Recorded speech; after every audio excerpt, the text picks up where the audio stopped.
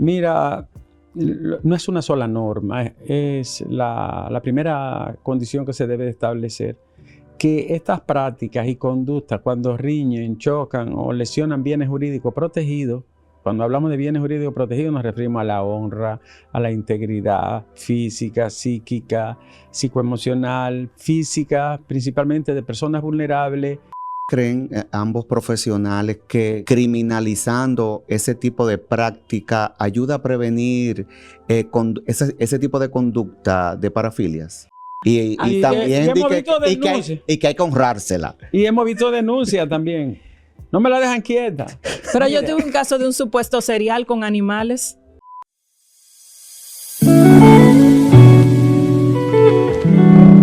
Bienvenidos a otro episodio de Código Tabú, el espacio donde hablamos de lo que otros prefieren callar.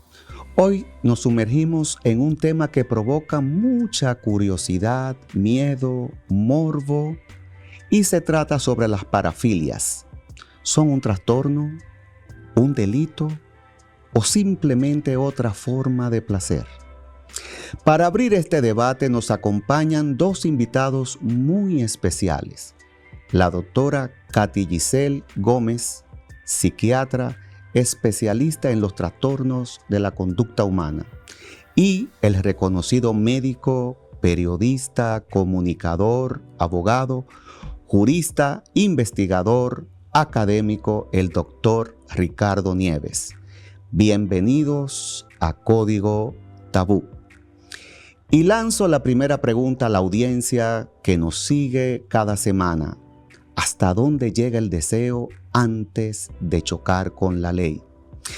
Cuando hablamos de parafilias, hablamos de intereses sexuales atípicos. El manual DSM-5 la define como patrones de excitación fuera de lo que llamamos norma. Pero ojo, no todas las parafilias es un trastorno.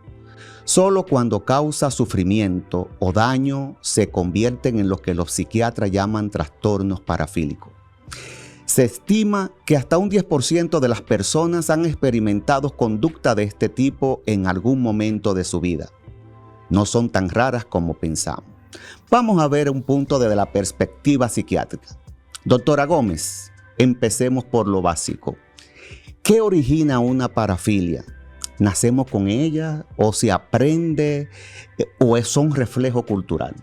Y bienvenida a Código Tabú. Gracias por la invitación. Realmente, como decías en el inicio, en la introducción, este es un tema muy interesante y sobre todo porque hay mucha literatura que todavía no se quiere poner de acuerdo porque choca con lo cultural. Pero fíjate que tú mencionabas algo importante. Nosotros los psiquiatras primero hablamos de trastorno porque es algo que nos hace disfuncional y es una característica para decir que esta persona tiene una enfermedad o que lo que está padeciendo no es acorde con las normas sociales. Entonces, ahí es donde entra el trastorno parafílico. No toda parafilia, pues obviamente tiene que ser una enfermedad o una condición que me haga disfuncional. Obviamente esto tiene, para poder explicar el origen, yo no puedo decir, como decimos en una infección de orina, mira, lo causó tal bacteria. No funciona de la misma manera en la conducta, sino que tenemos que verlo desde un enfoque multifactorial. Hay muchas cosas que se envuelven, por ejemplo, está la parte de los neurotransmisores, esas sustancias que se producen en nuestro cerebro, en donde puede existir una alteración de ese mecanismo de recompensa que está la dopamina. Cuando tenemos algún desequilibrio en ella, pues puede trabajarse eso, pero también está el condicionamiento, puede ser clásico, operante, aquella forma en la que nos han enseñado y yo aprendí a comportarme o a conducirme. Esas partes son muy interesantes y no puedo dejar de mencionar todo lo que es el evento traumático. Por ejemplo, un menor que ha sido expuesto a algún tipo de agresión sexual, la exposición a la pornografía, es importantísimo que tengamos eso en cuenta. Y también, pues otro de los factores que nosotros podemos pues evidenciar es la parte psicodinámica. Cuando hablamos de psicodinamia nos estamos refiriendo a aquellas personas que no han tenido un desarrollo dentro de lo normal. En la República Dominicana se entiende como malo que un niño de 2 a 3 años se explore, o sea, que se toque.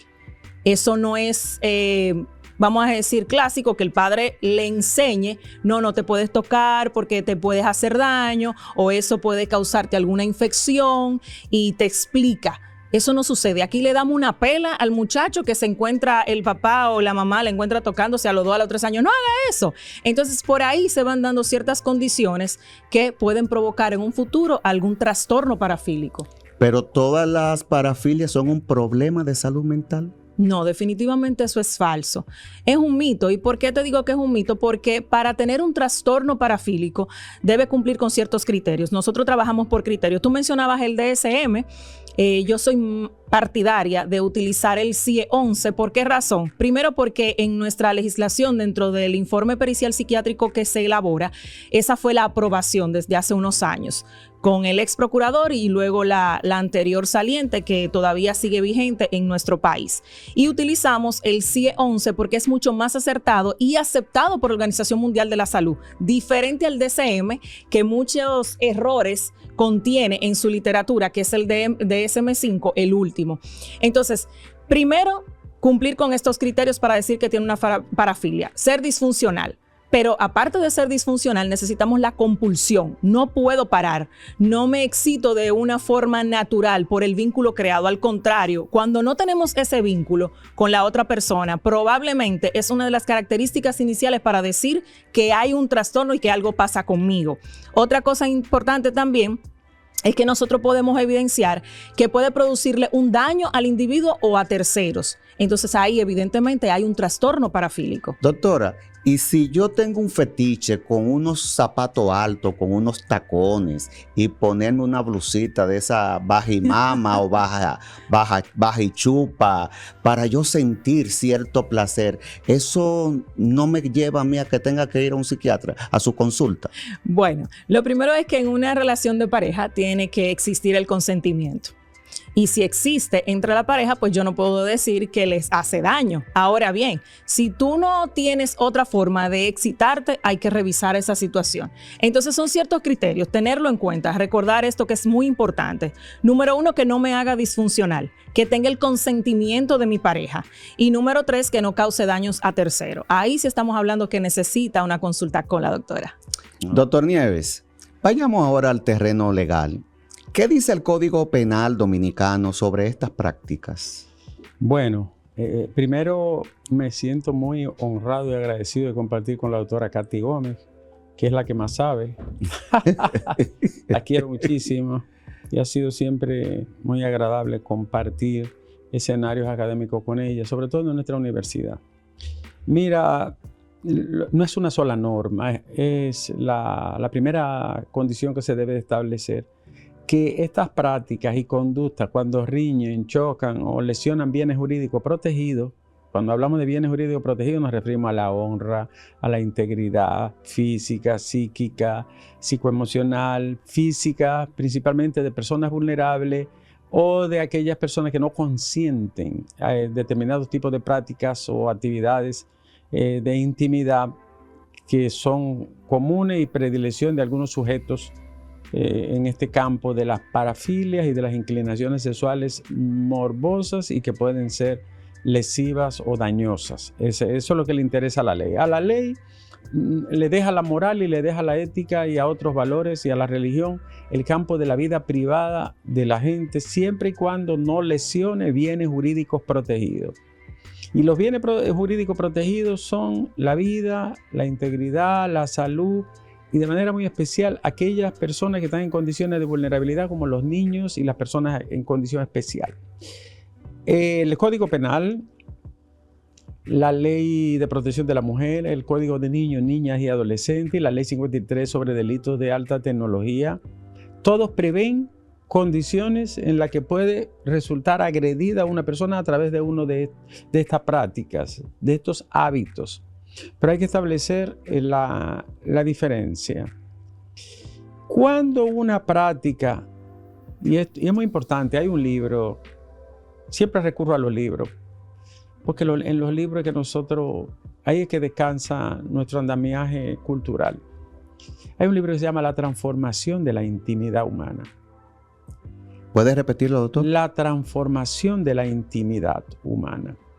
Este es un libro formidable porque es el primero que explora desde los mediados de los años 90 el curso que fue tomando las relaciones entre las personas la libertad sexual, los vínculos afectivos, las nuevas modalidades y expresiones de inclinaciones sexuales. Ahí es que nacen los metrosexuales, ubersexuales, y luego vendrán los cibersexuales. Incluso en esta época estamos hablando de los asexuales, que son los que no quieren ni pareja, ni familia, ni sexo, ni vínculo con nada. Que se está dando mucho en los jóvenes ahora. Muy frecuente, sobre todo en los países desarrollados nórdicos y algunos países desarrollados asiáticos y europeos. Por ejemplo, en Corea, en Finlandia, para el caso de Europa, Noruega, Suecia, Dinamarca, en Alemania también, más hacia el centro de Europa, y en países de denominaciones y confesiones religiosas muy arraigadas y muy poderosas, incluyendo países del Islam.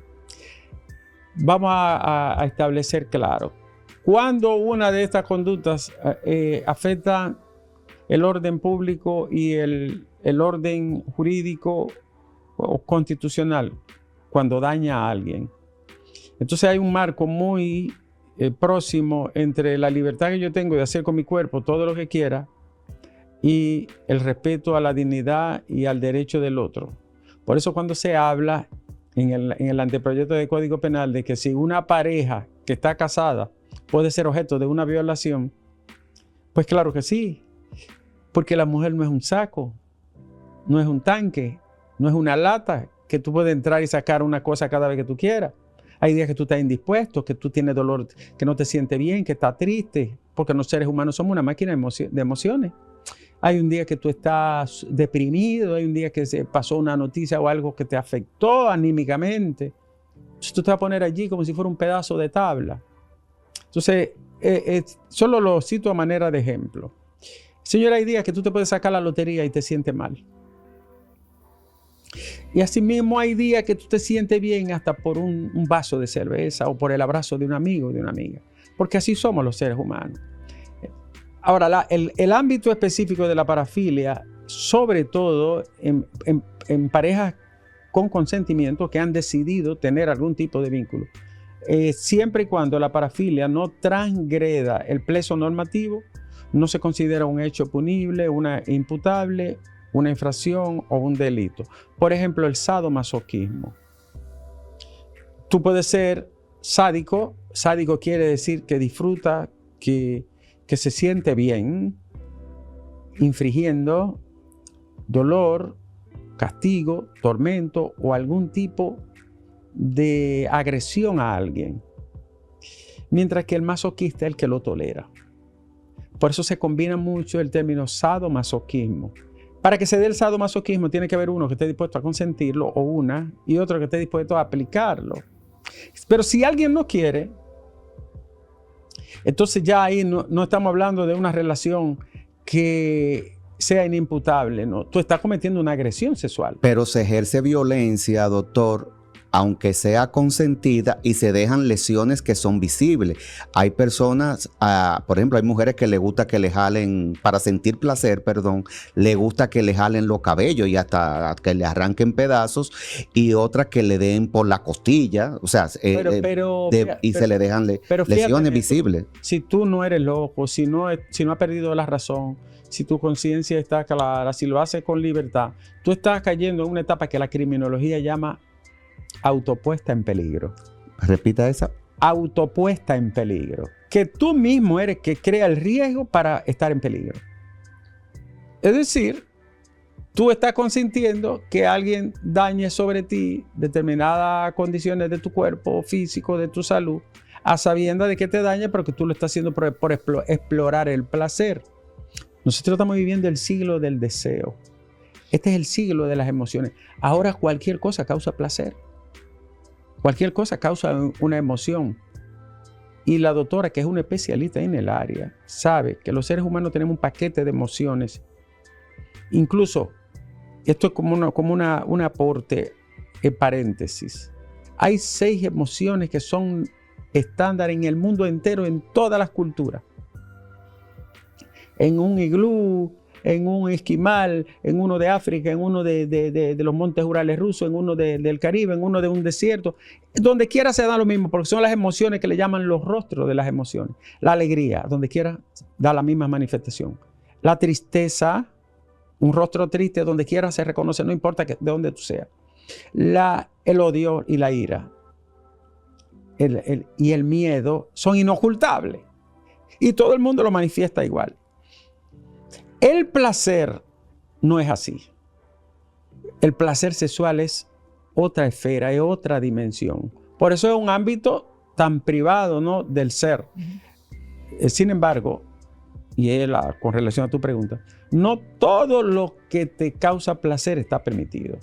No todo lo que te causa placer está tolerado por la norma. Y también depende de la condición del sujeto. No puede ser menor, no puede ser una persona vulnerable, no puede ser un ser especial, no puede ser alguien que haya caído, por ejemplo, en una etapa de embriaguez que no pueda defenderse, que no tenga conciencia de sí mismo. No, que ella no quiere, el que está perdido la conciencia no quiere ni deja de querer, ha perdido la conciencia. Entonces, todos esos son factores que se toman en cuenta. Entonces, doctora, cuando tenemos una pareja que para poder sentir placer haya que agredirla, ¿frente a qué situación estamos entonces? Mira, como de manera magistral, Nieves explicaba, la realidad es que cuando tú tienes a alguien con una situación que nosotros fuera lo vemos que está mal, pero esa persona no lo entiende, es muy difícil que pueda recibir ayuda. No podemos, como yo le decía a alguien en estos días, ir como casa por casa. Mira, ¿y cuál es lo que te da placer a ti en el ámbito sexual? Ah, pero tú tienes una cortada. Eso puede traer una infección. O sea, hay un problema de salud que nosotros podemos evidenciar de manera clara. Pero fíjate que para ellos eso es normal.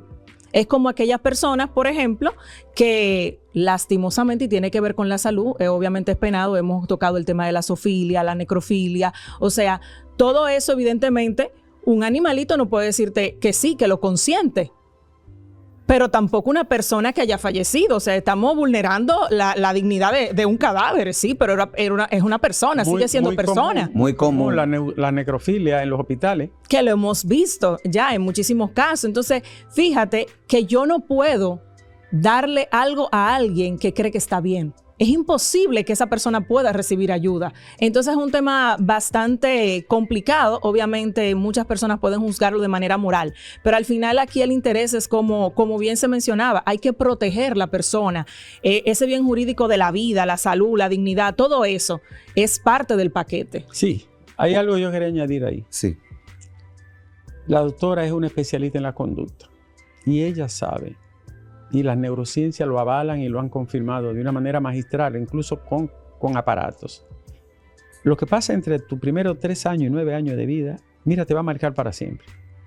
Entonces, mucha gente que lo que hace es que después que crece o cruza la frontera tan borrosa de la adolescencia, empieza a manifestar y a exteriorizar muchos traumas, muchas situaciones negativas, emociones implantadas en la antigüedad de su vida que no brotan de una vez, sino que debutan cuando la personalidad empieza ya a fraguarse. Y muchas de esas desviaciones, en los casos de desviaciones, son consecuencias y manifestaciones de ese pasado traumático y de esa niñez que pudo haber sido muy, muy dolorosa, muy afectada. ¿Ustedes creen, ambos profesionales, que criminalizando ese tipo de práctica ayuda a prevenir ese tipo de conducta de parafilias, sancionándola? Yo voy a decir el tema de la sanción y de la norma es una construcción histórica, antropológica, política, ideológica y religiosa. ¿Tú sabes por qué nosotros tenemos un código penal en todos los países del mundo? Porque los antiguos inventaron un código del inquisidor. ¿Y cuál era el código del inquisidor? El que perseguía las herejías y los pecados. Y llegó tan lejos que se metió en la vida de la gente. Ya no solo lo buscaba los pecados contra la religión, contra la fe, contra Dios. El inquisidor llegó a meterse en tu vida privada. No, pero tú no puedes repartir esos bienes así. No, pero usted no puede ser infiel. No, pero usted no puede tener 2 esposas. No, pero usted no puede ser infiel, señora. O sea, se metió en la vida privada de la gente. Antes del inquisidor hubo un código de las brujas que se llamó el martillo de las brujas. Malleum Maleficarum. ¿Qué era el Malleum Maleficarum? Primera vez que escucho eso. Y lo hicieron 2 monjes dominicos, Sprengel y Kretschmer, alemanes. Yo vi el boceto, el módulo del martillo de la bruja en Alemania. Doctora, ¿sabe para qué se creó el martillo de la bruja? Para perseguir a las mujeres brujas. Y la quemaban. Y ahí hay en Alemania monumentos, incluyendo una gran tarja de mármol que tiene los nombres documentados de todas las mujeres que fueron quemadas por brujas. Pero ¿tú sabes cuáles eran las brujas? Las que daban epilepsia, las que tenían estrabismos, que eran viscas, como se dice popularmente, las que podían ser agarradas en algún momento de debilidad porque tuvieron una relación extramatrimonial o sin casarse, las que le faltaban al marido, porque no hubo un martillo para los hombres, sino para las mujeres. Las mujeres siempre han sido castigadas toda la vida en la historia. La exclusividad y la selectividad de los castigos es el origen de todos los códigos penales. Son machistas todos, tienen un origen totalmente macho y siempre persiguieron a las mujeres. Y luego de las mujeres pasaron a los homosexuales, a los depravados, a los borrachos, a los negros. Y así se fue extendiendo el marco de la criminalización histórica por las conductas, por la facha, por la característica y por la forma de cómo la gente incluso podía dejarse ver. Mira, una cosa importante es que haciendo el ejercicio de criminalizar este tipo de conductas que todavía no hemos decidido, porque eso se decide después de un buen expertise. Si la persona lo que tiene es una parafilia o un trastorno, ahí nos damos cuenta, o es simple y llanamente un psicópata. Por ejemplo, no le va para que quede claro, perdóneme que le interrumpa. No es lo mismo un pederasta y un pedófilo que un tipo que lo que le gusta es besarle los pies a la esposa o a las parejas. Hay tipos que disfrutan besándole los dedos y los pies. Yo no le besaba a Juana los pies, pero yo me imagino que para ellos es agradabilísimo, ¿no? Pero una pregunta, ¿entra dentro de de algún tipo de parafilias eso ahora que hay de que venden de que la foto de los pies y genera dinero a través de las redes sociales? Eso es fetichismo. Sí, eso es fetichismo virtual, porque eso es coger una pieza, coger un instrumento, coger una parte del cuerpo y sentir inclinación por ella. Así es, pero por ejemplo eso no causa ningún prejuicio. No. Pero imagínate que todas esas prácticas nosotros agarramos y las ponemos en el código. ¿Se van a dejar de realizar? Mentira. No, exacto. Y va a dificultar el acceso a una terapia en el caso de una persona que identifique su condición. Ahora, si usted está exponiendo genitales, situaciones X, pudenda, ya es otro campo. Porque ya ahí sí hay un atentado al pudor y hay niños menores y hay gente que ve eso que no está en capacidad de una respuesta. Entonces ahí sí hay una agresión. Vamos ya a pasar a un tono ya más jocoso. Aquí tenemos que por provincias se determina a que hay algunos ciertos de personas que tienen preferencias por algunos tipos de animales. No sé si es correcto decirlo por el término del YouTube, Nieves. Prácticas de iniciación. Prácticas de iniciación zoofílica. Puedo mencionar el término zoofilia. Zoofilia. Zoofilia es una inclinación por determinados animales. Es viejísima, es más antigua que el andar de pie. En las antiguas culturas sumeria, en la llamada media luna fértil, lo que es el Tigris, el Éufrates, la Mesopotamia, desde esa época se registra. En el Código de Hammurabi está registrada alguna zoofilia y castigada en la antigua Grecia. En Roma la mula eran de primera, ¿no? En Roma. Incluso habían patricios que preferían mula antes que damas. Cosas así se registraban, ¿no? Y una esclava valía menos o igual que un animal de eso, una esclava o un esclavo para algunos que eran, por ejemplo, homosexuales. Dicen que son más honestas y más sinceras. ¿Qué pasa? No, son no, estoy hablando dentro de los mitos y tabúes de campo, ¿no? Aquí en República Dominicana hay pueblos que son famosos por la zoofilia. Sí. San Juan, Asua, en el este. Sí. Siempre está muy relacionado, ¿sabe con qué? Con los hábitos y la cultura de la región. No es porque la gente elige determinada práctica, es porque su vínculo permanente El ser humano es una máquina de imitaciones. Nosotros seres humanos somos imitadores y vamos a ser producto de lo que hayan hecho con nosotros. Si te criaste entre animales, lo más probable, siempre entre animales, lo más probable es que tú un día te le declares a uno. Pero te estás fijando que Nieve ha ido mencionando todos los orígenes donde fuimos al inicio. Sí. Si te crías cultural, entonces no podemos fijarnos en una sola cosa. Tenemos que ver el contexto. Y ahí yo tengo una disyuntiva con la ley. ¿Por qué? Bueno, porque no veo que a veces se toma el contexto como parte. Y obviamente, yo sé que dicen por ahí que la ley es la ley y obviamente si hay un daño, pues tiene una consecuencia.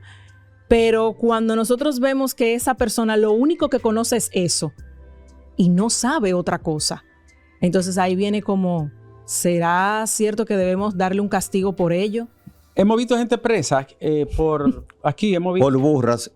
por burras. Y que hay que indemnizársela. Y también y que hay que honrársela. Y hemos visto denuncias también. No me la dejan quieta. Pero yo tuve un caso de un supuesto cereal con animales. Sí, Un cereal. Un cereal. Hasta las gallinas perseguía. Pero cuando hicimos el estudio de imagen, pudimos descubrir que habían áreas que tenían lesiones específicas. Por ejemplo, el sistema límbico que se encarga de esa parte. Habían otras lesiones en el frontal. No le permitía tener un juicio, un razonamiento. Pero todo era con animales. Pero eso fue usted actuando como forense. Sí, en el caso. Bueno, la doctora ha tenido tantos casos. Yo mismo le he enviado muchos casos a ella. Ella ha tenido tantos casos. Yo me imagino. Una pregunta que yo siempre me hago, doctora, es cuando se analiza esos cerebros de esos sujetos que tienen esas determinadas inclinaciones, no solo en el campo del sexo y los placeres, en cualquier área.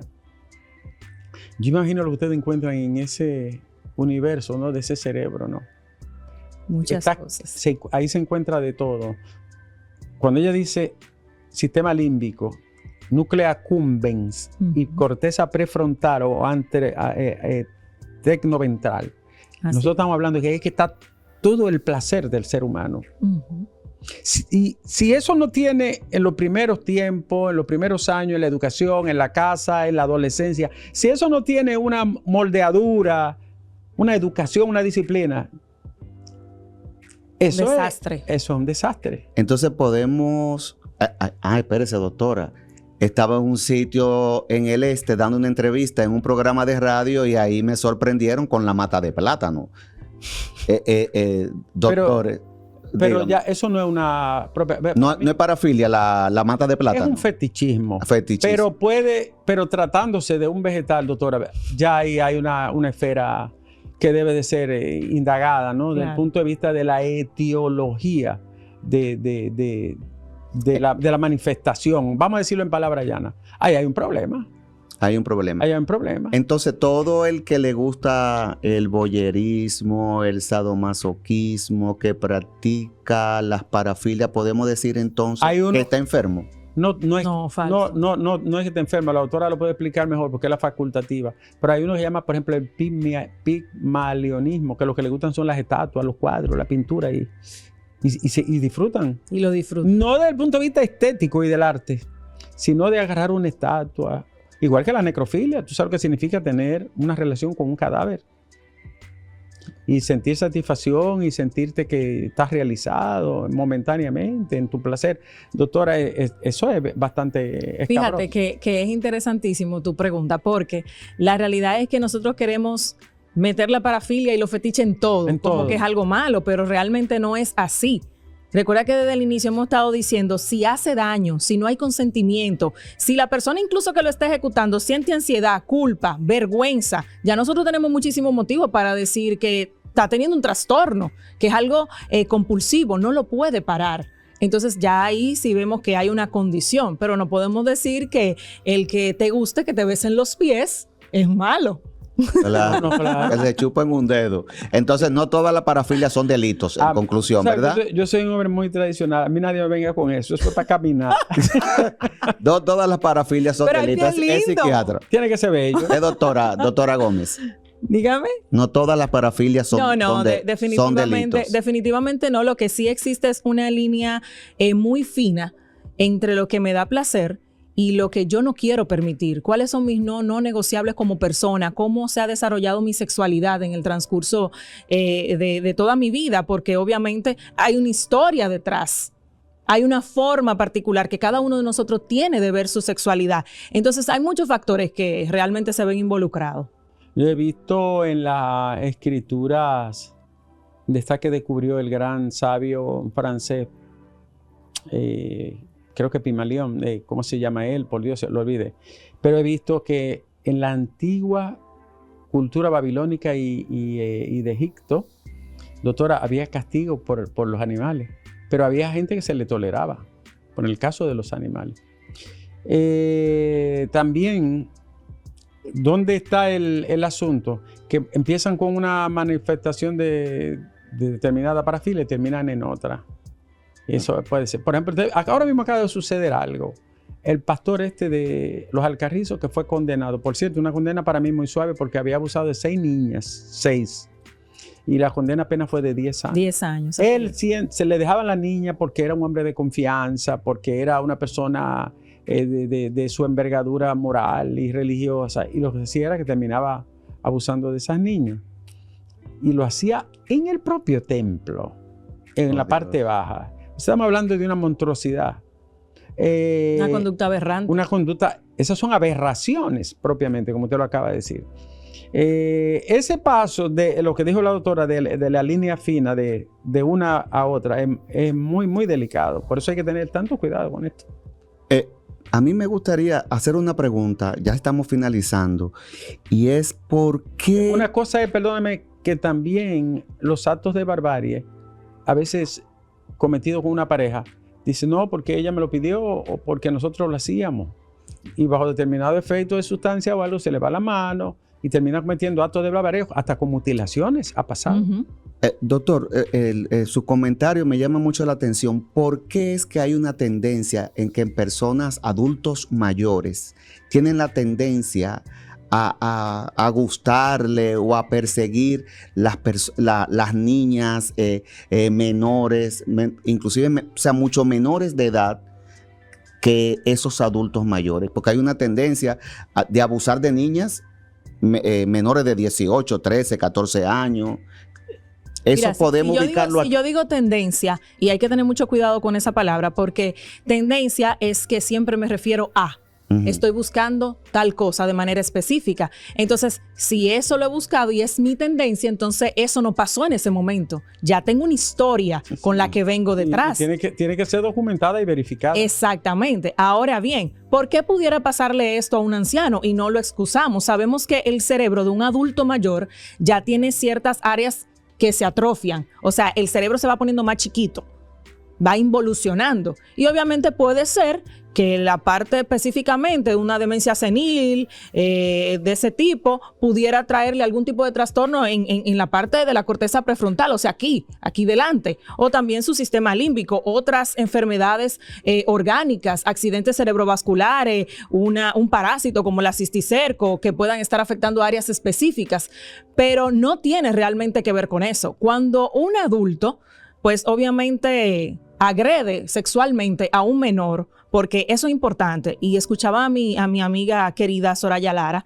que es bien experta en estos temas, decir, ningún menor consciente, y eso es real, no tiene una capacidad cognitiva, un proceso de pensamiento adecuado para entender lo que ese hecho está dejando en su vida, ese rastro.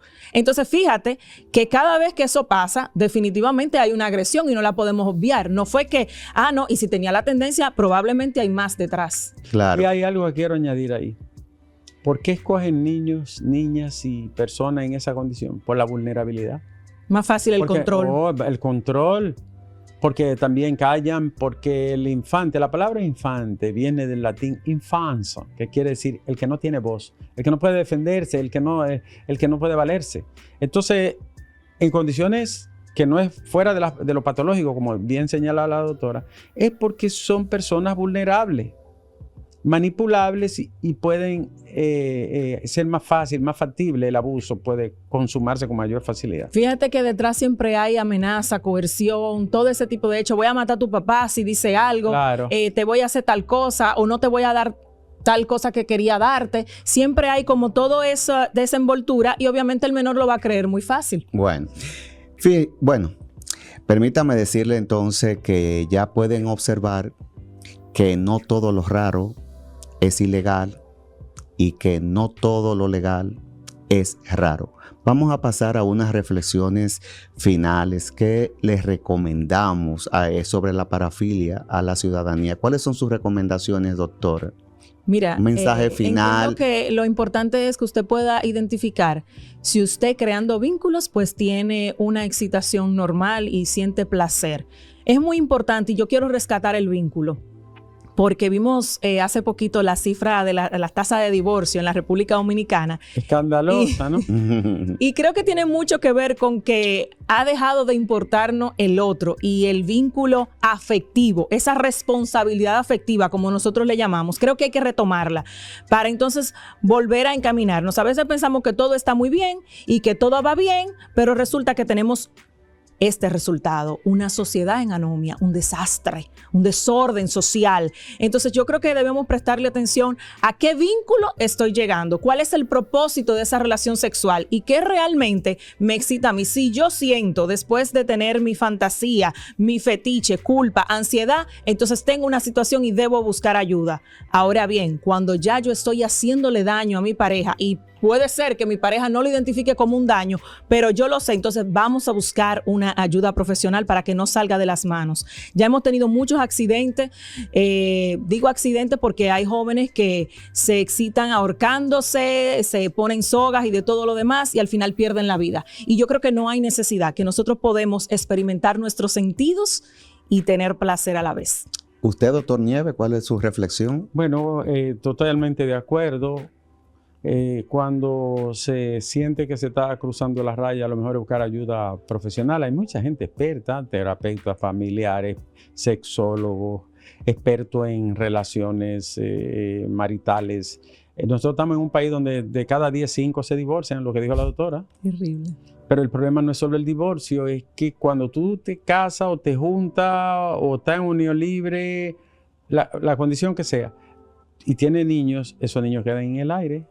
Porque es el otro aspecto, porque no todos tienen la responsabilidad de darle seguimiento, de mantener el afecto, el apego, el cuidado, la manutención, sino que lo sueltan como si fuera un pollo. Y esa es una de las consecuencias terribles que tiene la separación. Eso solo en ese campo. Por lo demás, la ayuda profesional es lo mejor. En el pasado iba para la hoguera, el que lo atrapaba en una cuestión de esa. Ahora no espera un terapeuta. Y como dijo un filósofo amigo de nosotros,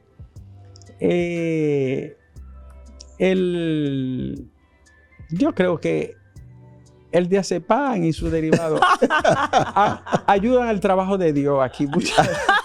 Hay que tranquilizar a la gente. Doctora, antes de yo hacer el cierre, me gustaría que usted diera sus teléfonos, sus redes sociales, antes de cerrar, para que la contacten, los que quieran ir a su consulta. Bueno, me pueden localizar en todas mis redes sociales como doctora Katy Giselle Gómez. Siempre respondo, a veces tomo un poquito más de tiempo porque hay muchas personas que te consultan con un listín y eso no es para consulta, sino para orientar. Entonces también me pueden localizar en el 849-282-2025. Estoy a sus órdenes. Esa es la mejor. Claro que sí. Es la mejor. Es que él me quiere mucho como yo a él. Me dijo mi amiga Viviana Santana, que ella es excelente. Viviana, para que me la presentó como la mejor. También. Para que sepan. Bueno. Y las redes y los teléfonos míos, ustedes llaman a buscar. No, cada vez que voy a dar tu teléfono, doctor Nieves y el cafecito con Nieves a las 7:30, no se lo pueden perder. No, yo tengo el teléfono de mi esposa, que es el que yo uso. Y ya no tengo Facebook, pronto no voy a tener X, porque me estoy haciendo cada vez más tradicional. Yo estoy haciendo una regresión. Y uno está más tranquilo, Nieves, déjame decirte. Más rico que eso. Porque en esta etapa, doctora, ya después que uno es millonario y ya ha trabajado mucho, lo que uno necesita es paz. Señores, hoy aprendimos que la parafilia habitan entre el deseo, la mente y la ley. Lo prohibido siempre nos seduce, pero la clave está en el consentimiento y el respeto. En Código Tabú abrimos la puerta que otros prefieren mantener cerradas. Nos escuchamos en el próximo episodio. Hasta la semana próxima.